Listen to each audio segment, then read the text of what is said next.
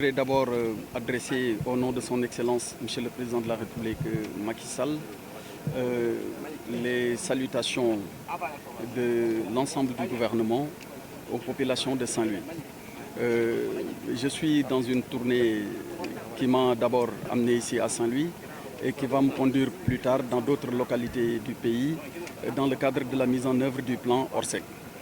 Comme vous le savez, c'est sur instruction de son Excellence, Monsieur le Président de la République, que le plan Orsec a été déclenché suite aux fortes pluies qui ont été enregistrées sur l'étendue du territoire national.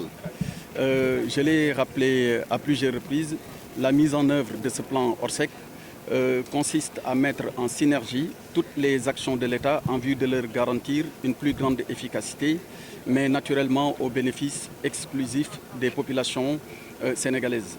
Ici à Saint-Louis, on a eu à visiter certaines stations, notamment celle de Djaminar, celle de Pikine 700 et le point de pompage de Sordiagne. Ce qu'on a noté, c'est que les services de l'État sont déployés. Ils sont en train de faire le travail nécessaire afin d'apporter tout le soulagement qui est attendu.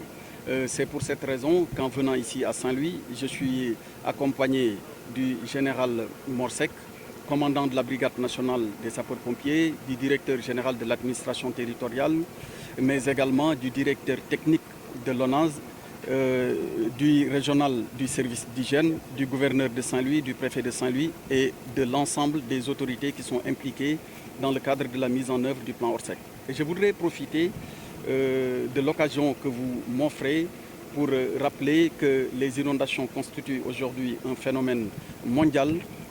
En suivant les informations sur toutes les chaînes nationales comme internationales, vous voyez tous les désagréments qui sont causés à bien des égards aux populations d'autres pays beaucoup plus développés que les nôtres. N'empêche, l'État a le devoir impérieux et c'est ce que nous demande de faire tous les instants le chef de l'État, d'être aux côtés des populations, mais de prendre également efficacement les mesures qui peuvent permettre très rapidement de mettre un terme aux difficultés qu'elles vivent.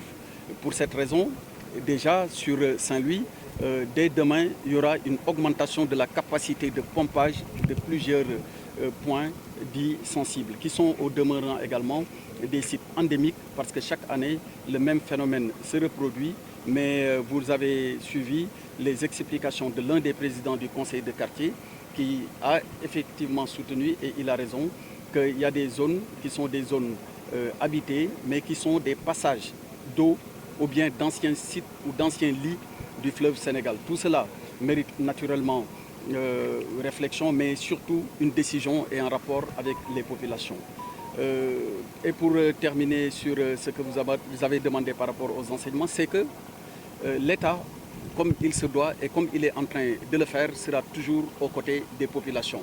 Celles-ci ont bien compris le sens de notre démarche, le sens de notre présence et nous saluons leur détermination à être avec l'État mais aussi les autorités territoriales. Je dois dire d'ailleurs que le maire a fait une très bonne action en mettant à la disposition des autorités administratives une trentaine de motopompes. Les électropompes que vous avez vues tout à l'heure derrière nous sont des électropompes qui ont été réalisées l'année dernière par le chef de l'État. Ce sont ces mêmes électropompes qui sont dans la région de Dakar, notamment dans la banlieue, mais également partout ailleurs au Sénégal et notamment à Saint-Louis.